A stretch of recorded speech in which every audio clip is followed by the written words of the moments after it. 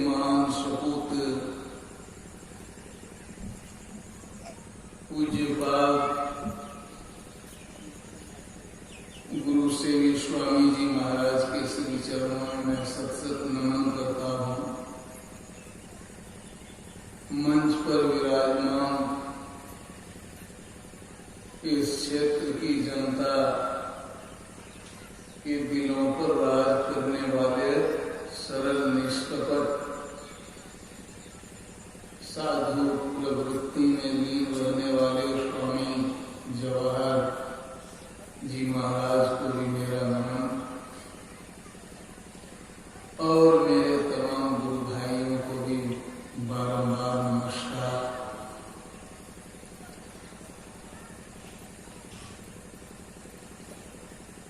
हमारे एक महात्मा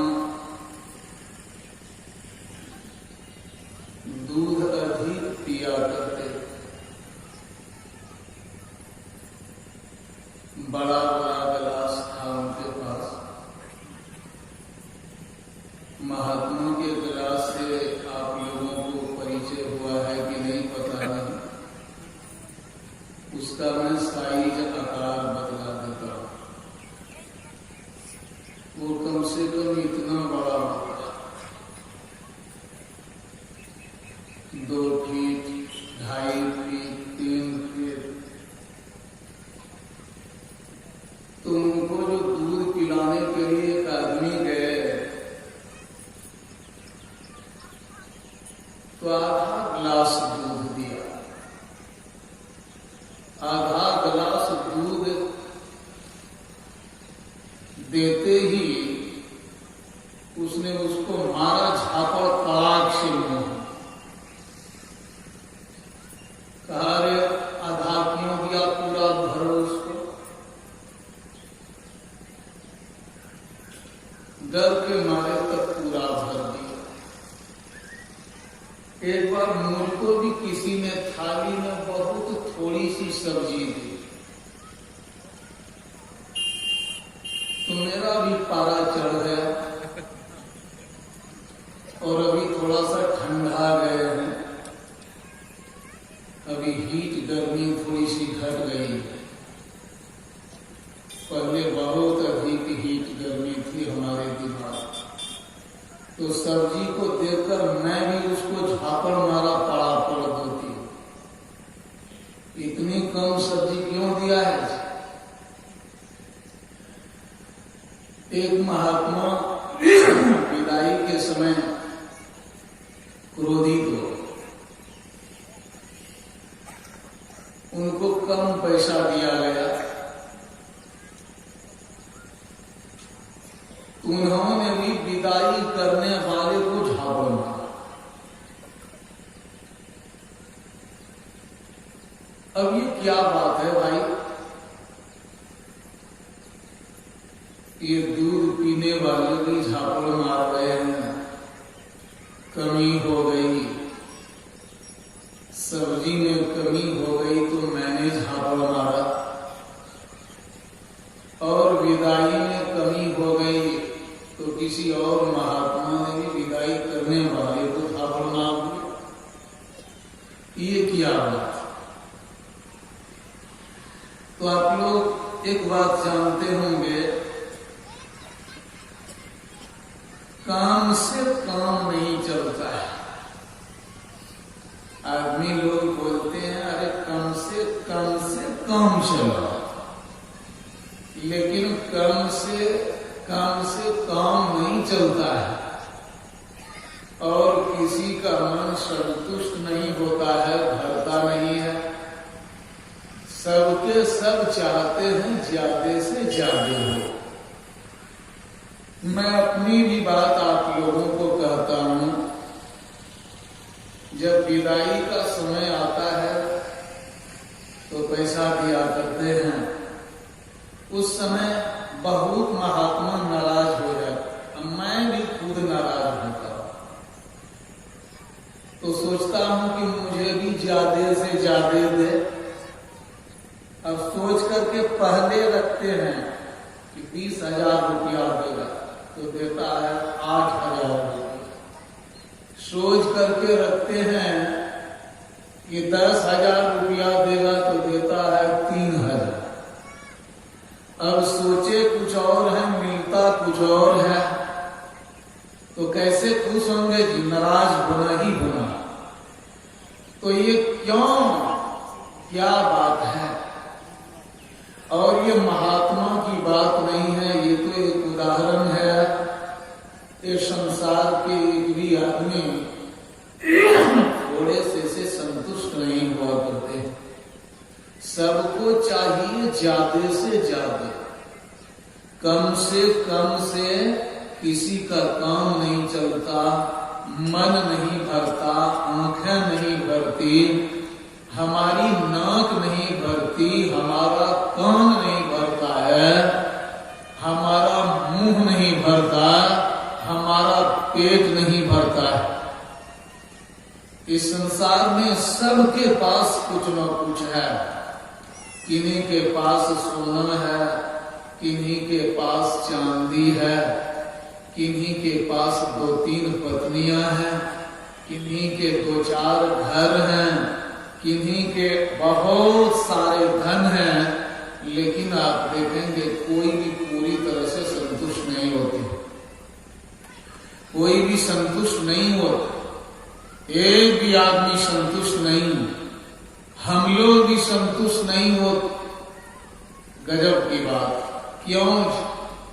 हम जितना चाहते हैं उतना नहीं मिलता, इसलिए संतुष्ट नहीं होते हैं।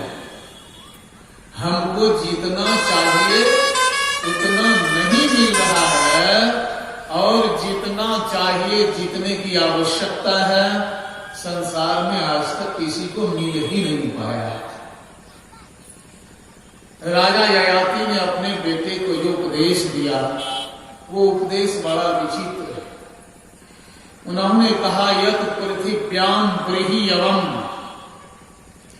हिरण्यम पशवोस्त्रियः एकस्यापि न पर्याप्तम तस्मात् तृष्णाम परित्यजेत्। राजा ययाति अपने बेटे को उपदेश दे रहे हैं।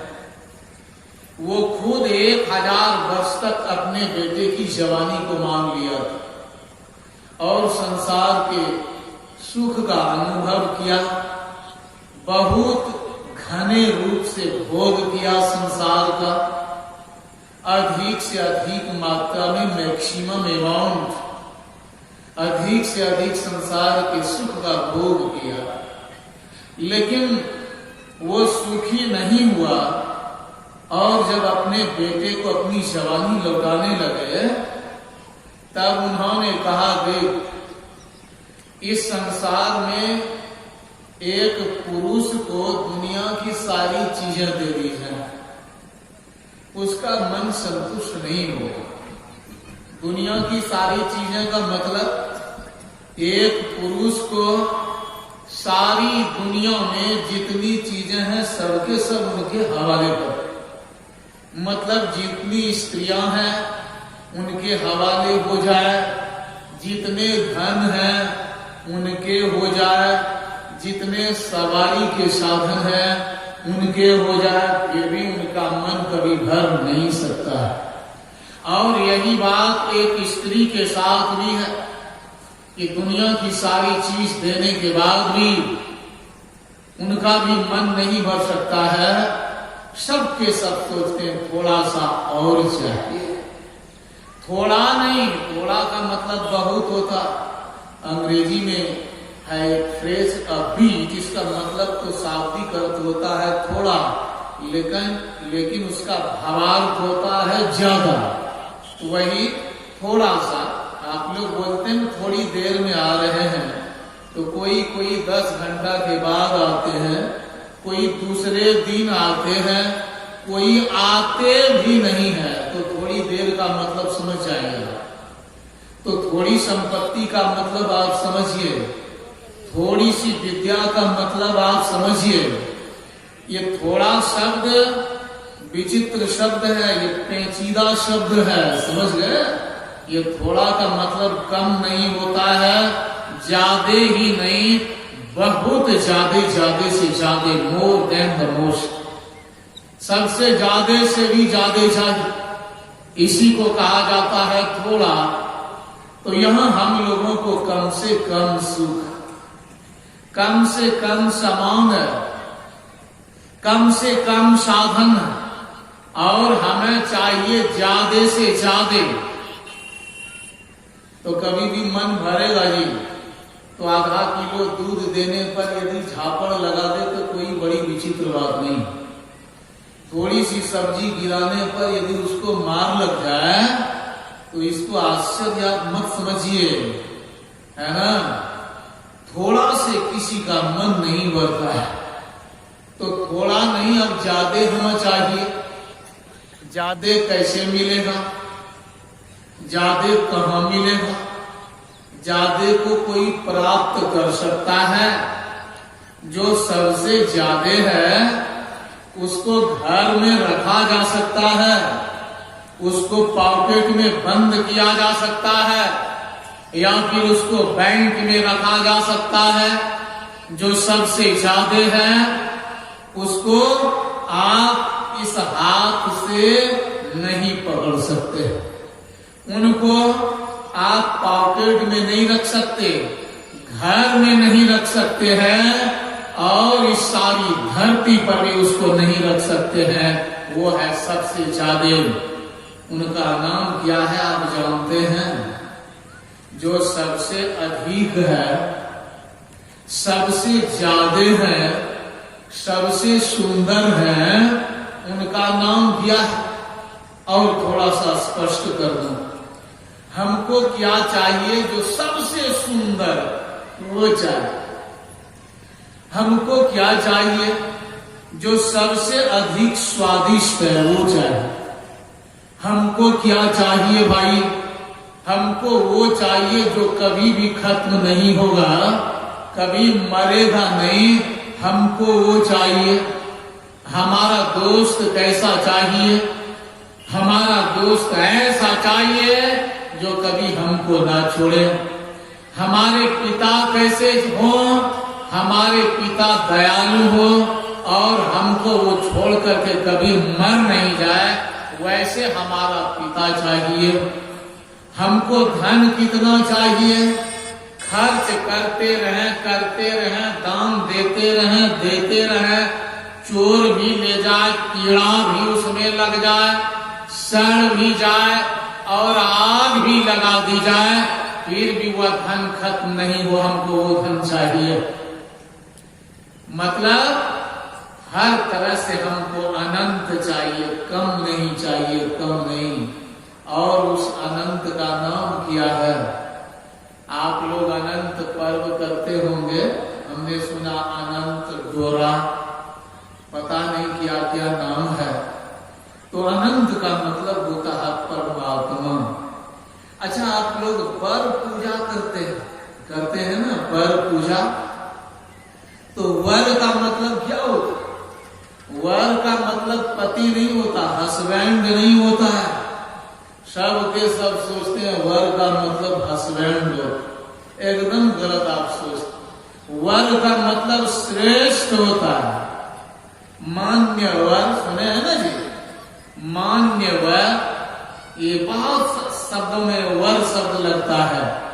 तो वर का मतलब श्रेष्ठ, और श्रेष्ठ का मतलब थोड़ा श्रेष्ठ नहीं, सर्वश्रेष्ठ। और सर्वश्रेष्ठ का मतलब अनंत रूप से जो श्रेष्ठ है वही।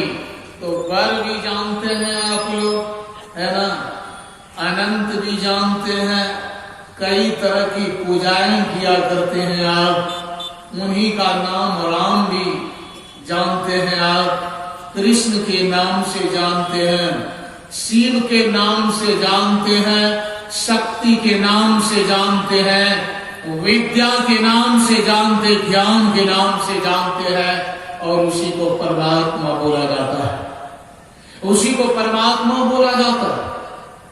देखिए, वेद के ऋषि कहते हैं ज्ञात्वा देवं शिवम अत्यंत मेति, शांति मत्यंत मेति। उस परमात्मा को जानकर, उस परम देव को जानकर के आदमी अनंत शांति को प्राप्त कर लेता है। देखिए जी, आप लोग ध्यान से सुनिए, क्या बोल रहे हैं। उस परमात्मा को जानकर आदमी अनंत शांति को प्राप्त कर लेता है। अनंत की बात क्यों हो रही है? क्या कारण है अनंत की बात हो रही है? इसलिए कि हम लोग थोड़ा नहीं चाहते, ज्यादा भी नहीं चाहते, ज्यादा से ज्यादा भी नहीं चाहते हैं। हम इतना चाहते जिसका और छोर नहीं हो, और उसी का नाम है परमात्मा। उसी का नाम परमात्मा। इसलिए हम लोगों को वही जानना चाहिए। अभी वेद के ऋषि कह रहे थे, यदि परमात्मा को जान पाना चाहते हो, उनको आपको पाना ही पाना है। और पाने का मतलब हाथ से पकड़ना नहीं होता, और कहीं रख देना नहीं है, उठा करके बैग में या किसी बक्से में, ऐसी बात नहीं। तो पाने का मतलब कुछ और होता है।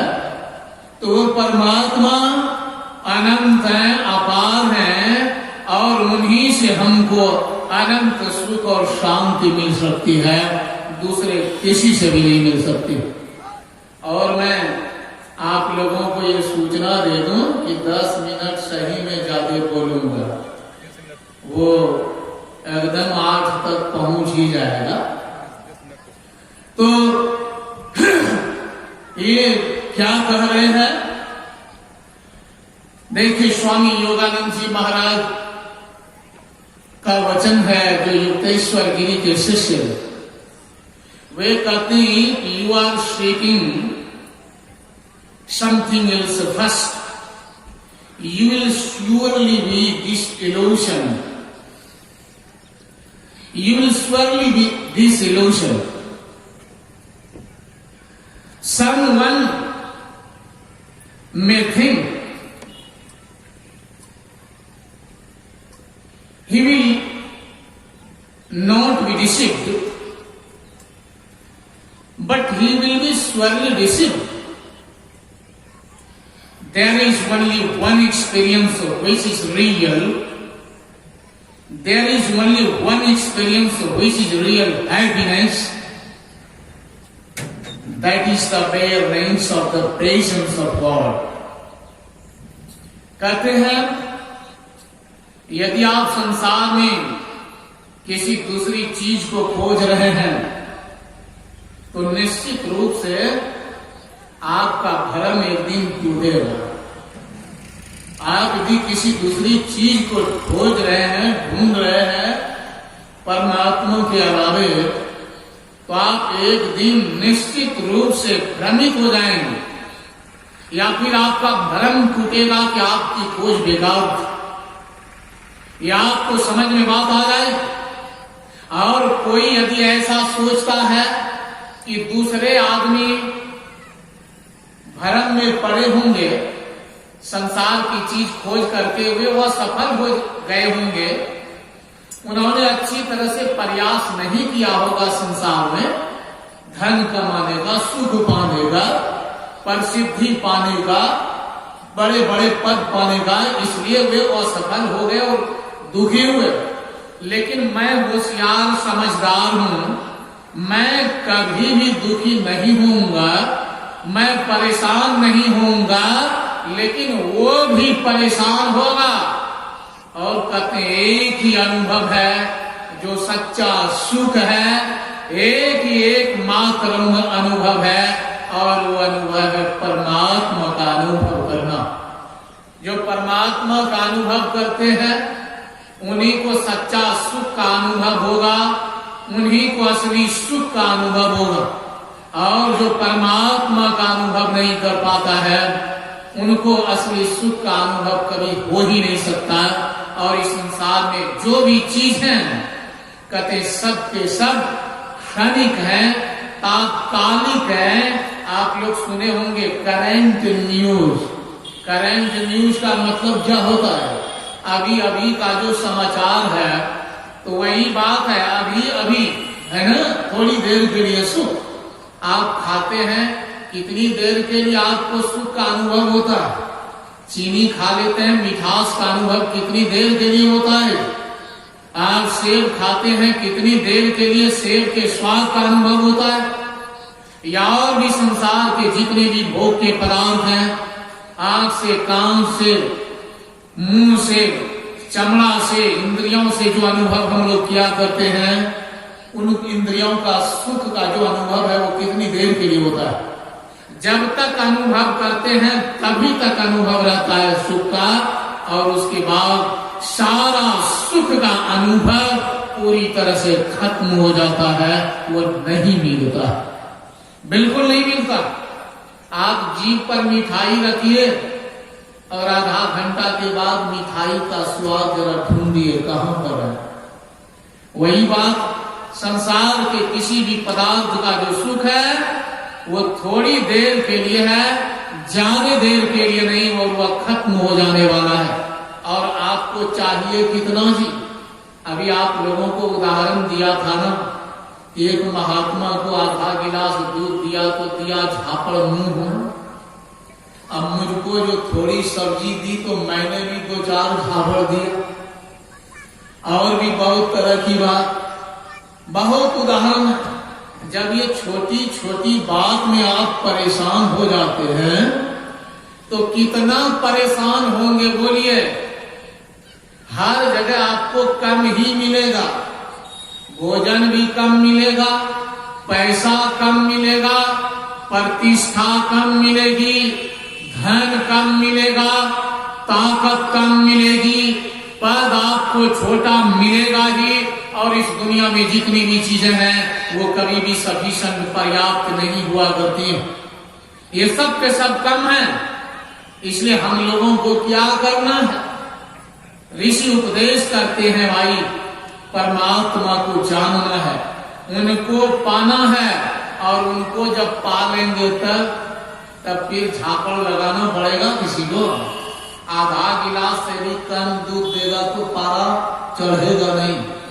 एकदम साम्यावस्था धार्मी प्रकृति में रहेंगे आप, समझ गए ना।